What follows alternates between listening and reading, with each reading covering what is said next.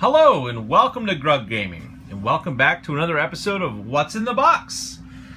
This time we're going to check out the Vehicle Rush Challenger deck. These Challenger decks are decks that you're supposed to be able to buy and be able to play right away at, for example, your local F&M. Oh man, my cat has got me good. Wow, look at that. So we're going to check this box out. I'm hoping to use this in my next Magic tournament that I go to, maybe adjust the deck a little bit, see if I can do a little bit better than I normally do. But let's go ahead and open it up and check it out. So, Vehicle Rush, designed around the Kaladesh vehicle mechanics that were introduced. It's got a 60 card deck, a 15 card sideboard, and a spin down life counter on the inside. Cast powerful vehicles early and crew them with low-cost creatures to launch a speedy assault. So the idea behind this deck is the vehicle mechanic, again, that is in Kaladesh and Aether Revolt. And the vehicle mechanic, they also have decided to make a deciduous mechanic, which means it will be around off and on for different sets going forward. Which is kind of cool. Whoa! Alright, nice little box. Oh, fell apart. All right, nice little box here that it comes in. Let's go ahead and see. Well, that's kind of cool. So it's got a sleeve to go over the box here. Any other things on the box that we've got? The Planeswalker symbol. Cool. I can hear decks and cards sliding around the inside. That's always good. Go ahead and pop this open. Don't want to tear it. Oh, that's not bad. All right, so inside we have the promised spin down die. If you're not familiar with the spin down, it's a D20 that basically has been set up so that you can run down from 20 to 19 to 18 to 17, etc., all the way down through the die that Wizards uses. It's better than a D20 because I don't think on a regular D20 the numbers are laid out so that you can easily rotate through them all. But again, I don't like using these type of dice for life totals because it's too easy for them to get bumped, to get knocked around, roll off the table, something to go wrong, and all of a sudden you don't know what your life is. I'm a pen and paper person when it comes to that, but we'll set that off to the side there. Lucky number 7 up there for us. All right, so what else do we have inside? Anything in here? This looks like just a spacer maybe. Spacer here to keep the cards. It looks like that is probably our deck right there. Instructions on the deck itself. Challenger deck. Now that you have a ready-to-play 60-card deck with a 15-card sideboard, what's next? Check out your local game store. It's a great place to meet friends, play Magic, and test out your deck against the competition. Wizards.com/FNM if you want to find a local store. Plays Friday Night Magic. And of course, the challengerdeck.wizards.com if you want to find out more about your deck. That's always handy. I wish there was more in the box, of course. I really am not a fan of this whole go online and check things out. Let's see what else we have here. Magic reference card. If you've never seen one of these, they are a nice little just breakdown of the turns, which they're kind of handy if you're getting back into the game or if you're new to the game. I really think they are a good idea to include. But basically it runs you through all the sets of a turn, all the different phases, explains to you the very basic concept of the game. And again, more just basics of the game. Pretty good idea to include this in these decks. You'll see it in a lot of their... Oh, I don't know where that little piece of stuff... I'll get him off Mr. Sangir. Sorry, Mr. Sangir. Pretty handy little quick reference guide just on how to play Magic. It looks like this must be the sideboard, and this must be the deck. If you're not familiar with Magic, you run a 60-plus card deck. 60 is what you usually want to stick to cut down on your variables for what cards you get. And then you can have a 15-card sideboard to swap out between rounds to make your deck more tailored to your opponent. And then it looks like we also have a little divider card so you can keep your sideboard and deck divided inside this box holder. And is this...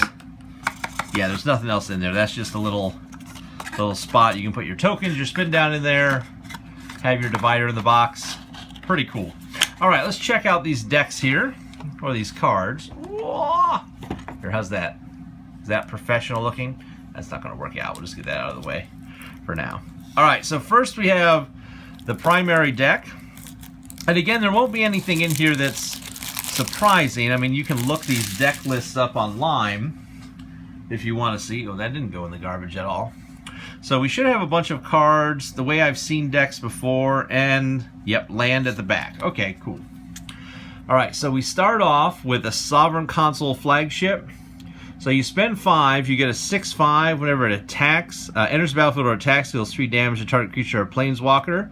Crew for 3. What that means is that when this enters a vehicle, it's just an artifact.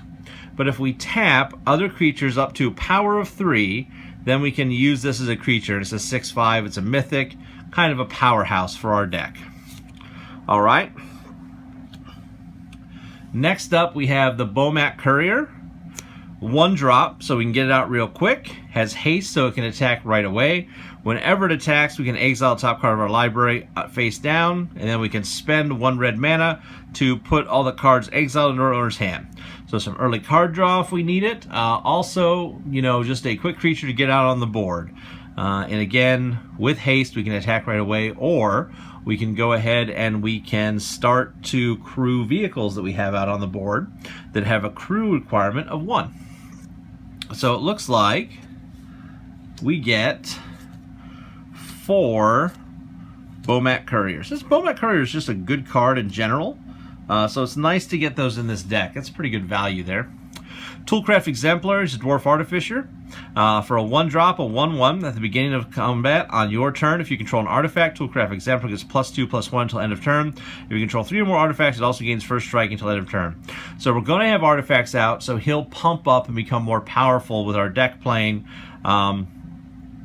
which is cool. He's a 1 drop again, but I don't know that he's the best 1 drop. I don't know if I like him because he only has a 1. Well, I mean, he could crew pretty well once you had other artifacts out, now that I think about it.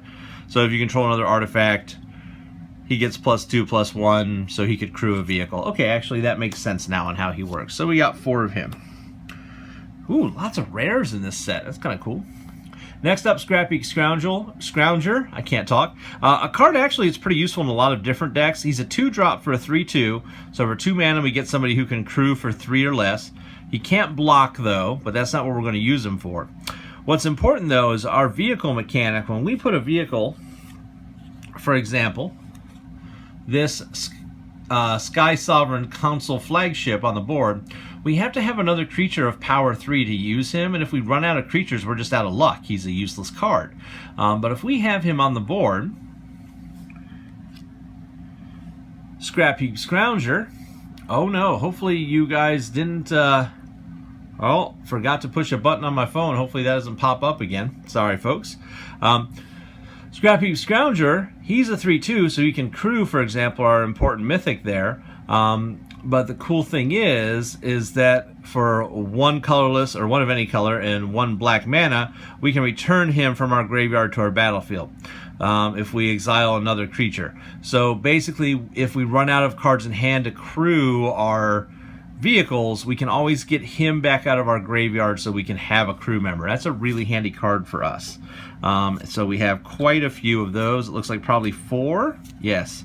These cards feel different, too. They feel different than the Dominaria cards. Pia Nahler, she's a Human Artificer. 3 drop, 2/2. When she enters the battlefield, create a 1/1 colorless Thopter artifact creature token, so we get a 2nd creature with her. Spend 2 mana, 1 red and a generic. Target artifact creature gets +1/+0. Or sacrifice an artifact, target creature can't block this turn. So some utility out of her and some bonuses. Okay, and we get an extra creature on the board to help us crew things. All right, then we have Dapala, the Pilot Exemplar. All dwarves get +1/+1. We don't really care about that. What we care about is each vehicle we control gets +1/+1 when it's a creature. So when we crew something, that becomes more powerful when she's on the board. And whenever she becomes tapped, we can pay X. If you do, reveal the top X cards of your library, put all dwarf and vehicle cards from among them into your hand, then put the rest on the bottom of your graveyard in a random order. So what's cool is we can pull our vehicles, and if she ends up putting our, where'd he go here? our Scrap Heap Scrounger into the graveyard, we can go ahead and use his ability to put him back into play. So, use a little combination there.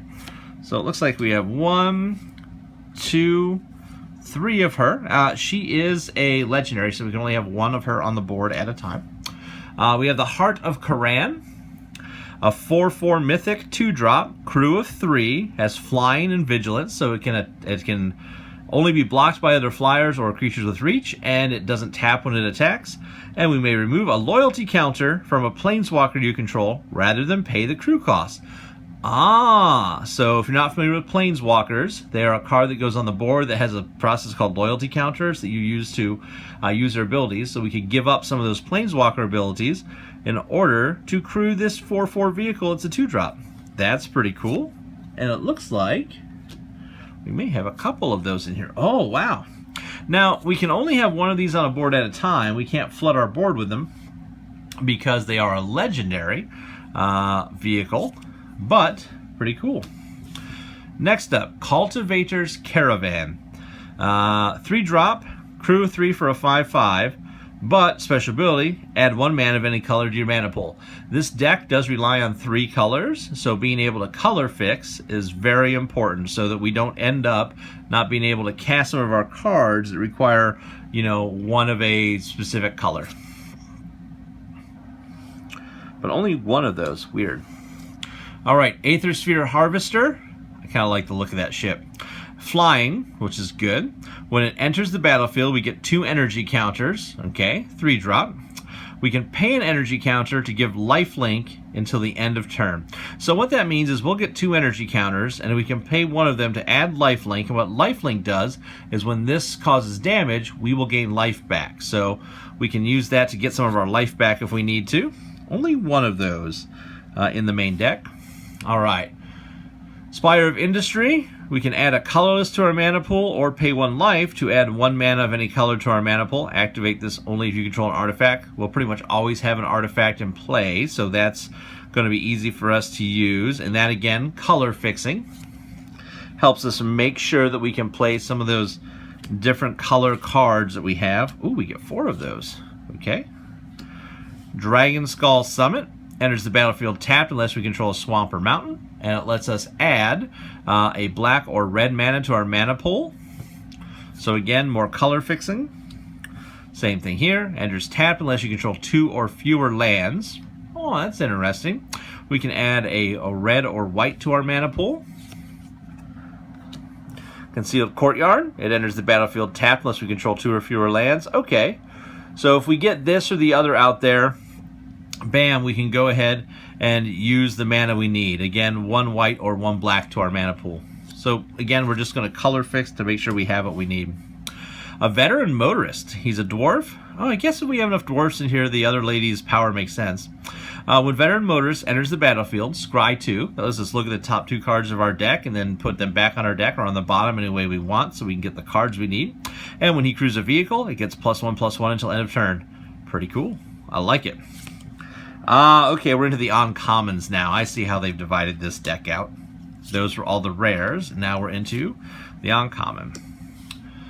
Unlicensed Disintegration. A 3-drop, generic black-red, destroy target creature. If you control an artifact, Unlicensed Disintegration deals 3 damage to that creature's controller. So this is some of our control to get rid of stuff on the board that's going to cause us problems. Is not going to help us with some of the indestructible creatures like Hazoret or other gods that are a problem right now. But maybe we'll have a different card we can use for that. Lightning Strike. Spend 2, deal 3 damage to target creature or player. Again, quick, easy removal. In case something's on the board that we don't want to deal with. Aether Hub. When it enters, we get an energy counter. We can add colorless mana to our pool, or we can spend that energy counter to add a mana of any color to our pool. Again, color fixing, useful for our deck of many colors. I'm going to bet you we have 4, only 3. An Unclaimed Territory. Again, it enters the battlefield, choose a creature type. Ooh, what creature type? Would you say dwarf? Because you got to remember, vehicle cards, when they come into play, they are only an artifact. They don't count as a creature until you crew them. So we can't use this to cast those with mana, but I guess we could say dwarf for our other dwarves that we have. So add colorless to our mana pool, or add 1 mana of any color to our mana pool to use to cast a creature spell of the chosen type. That makes sense. So I guess you would say dwarf. Evolving Wilds. Sacrifice Evolving Wilds. Put your library, search your library for a basic land. Put it on the battlefield tapped. Then shuffle your library. Not getting that card you really need for land. This lets you find the exact one that you need. And of course that is a common now. Same thing here. This lets us go choose what we want. And then it looks like we have some plains and some mountains. And not many. So we only have, I'm not used to this kind of setup. I use a lot of basic lands in my own decks when I make them, because I like basic lands. But we've got, wow, only 5 plains, 3 mountains, and 1 swamp. So we're really depending on color fixing or you know, dual lands to get what we need out on the field. So we'll put those basic lands over here. Oh, I messed up my piles. All right, so that is the main deck. Pretty good. Now we of course have the sideboard, which is packaged differently. Interesting. Whoa. All right. So in the sideboard, we have another Aether Sphere Harvester that we can use. That's that lifelink vehicle. We'll just set these down here. We have a Human Cleric, the Harsh Mentor. Whenever an opponent activates an ability or an artifact, creature, or land on the battlefield, if it isn't a mana ability, it deals 2 damage. So we have somebody who has a lot of weird, like tap stuff or special ability creatures. We can shut them down using this card. That's why it's in our sideboard. We're not always going to face decks to do that. The Crook of Condemnation. Spend 1 mana and tap to exile target card from a graveyard. There are a couple decks out there that pull items out of the graveyard back into play. We have a card like that in ours. Or spend 1 to exile Crook of Combination to exile all cards from all graveyards. Basically, we can remove those cards from the game. That's handy. And again, there are some very specific decks that use the graveyard quite a bit. Duress, 1 black, sorcery, target opponent reveals his or her hand. You choose a non-creature, non-land card from it. That player discards that card. You're playing against somebody with the Second Sun deck, for example, Approach the Second Sun or any of that. You know there's a card in there you want to get rid of and you think they've got it. You can use this to get rid of a specific card. There are a couple other decks that are using like giant dinosaurs. That'd be handy to get rid of. Next up, Chandra's Defeat. Chandra's Defeat deals 5 damage to target red creature or red planeswalker. If that permanent is a Chandra planeswalker, you may discard a card. If you do, draw a card. I don't know. You know, for 1 mana, 5 damage to target red creature or red planeswalker. If you're playing against red, really useful. Otherwise, not. Hence the reason it's in the sideboard. Magma Spray. For 1 red, we can deal 2 damage to target creature. If that creature would die this turn, exile it. Ooh, that's handy. Again, knocking cards out into exile instead of the graveyard. And the last card in the sideboard is a Cast Out. Flash. When Cast Out enters the battlefield, Flash means we can cast it pretty much any time we would cast an instant. When it enters the battlefield, we can exile target non-land permanent an opponent controls until Cast Out leaves the battlefield. Cast Out's kind of important, especially, again, decks like Hazoret Winds, which I played against, or a version of that that uses indestructible creatures like an Indestructible God. This lets you get them off the battlefield so that you can stop them from causing problems. So an important card to have. I don't know about only having 1. It seems like that's too low a draw chance if you're going to sideboard that in. If you're facing a deck where you need to exile something, only having 1 of something doesn't give you a great chance to pull that during your game. You'd want to have at least 3 of that to make sure you got it. So what you can do is, you're ready to go to Magic. You've got your deck ready. Well, we can pop these in this side. We've got our sideboard here. We can take our cards. Whoa. All together now, folks. Oh man, look at how warped they are though already. Wizards, please. I mean, do you see this bend? I mean, I don't want to be too call-outy on that, but I'll just give you an example. Sorry, while I'm doing this, it just drives me nuts. Ooh, camera's probably shaking. Like, here are a bunch of, like, revised, and oh, there's a, from the dark, really old Skull of Orm, rares. Look at these. A little bit of bending. You know, some of these, like that guy's a little bent, but, you know, a little bit of damage. These cards are old. These cards, you know, some of these cards are 20 years old that I'm holding right here in my hand. I mean, these cards that are from, not revised, but not unlimited, but revised, but the 4th set that came out. Like, look at these cards. They're straight as an arrow. I mean, a lot of these, I mean, straight, I mean, heck.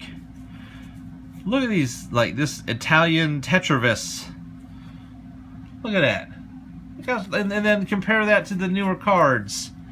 I just can't get over, that. I mean, you can see that they're, I mean, that's just crazy. I hope you can see that bend. Like, I find that just wild that these old cards have held up so well and these newer cards not, although, oh, you can see how dingy cards get over time. So we've got our main deck together. We can put that in here and separate it with that little piece of plastic on the inside. Your spin down, and you are ready to go to Friday Night Magic. Pretty good deck, pretty good product. I'm glad they put these together. I think they're really nice because this guy runs $30, depending where you buy it. Around, I think it's like $29.99. You might see it for more or less depending where you shop for your Magic products. But in reality, I mean, that is a deck that looks competently put together. It is one of the, a couple adjustments can make it a top tier deck, and you can get right into playing for just a little bit of money instead of having to buy a bunch of expensive singles. You know, everything you need is in here. Great product. I really hope, because a lot of the cards in this will be cycling out here in this October. Right now it is March of 2018. No, it's May of 2018. Oh, got my days wrong. It's May of 2018. A lot of these cards are going to cycle out in October. We have Core Set 2019 coming up. And then after the Core Set, I believe we are into the giant Return to Ravnica again block. I didn't get to play during Ravnica, but looks interesting. Golgari looks like something I'm going to be interested in. But a lot of these will be cycling out. So I hope that when they do come this fall, that they come up with a new set of Challenger decks and for the next season that you can, you know, put together and play. So really looking forward to see what happens with that. Again, I think this is a really good product, probably one of the best ones that I've seen since I've gotten back into Magic, or I've seen in Magic for quite a while. So folks, I'm going to say thanks for watching. Please tell your friends. Feel free to like, comment, and subscribe.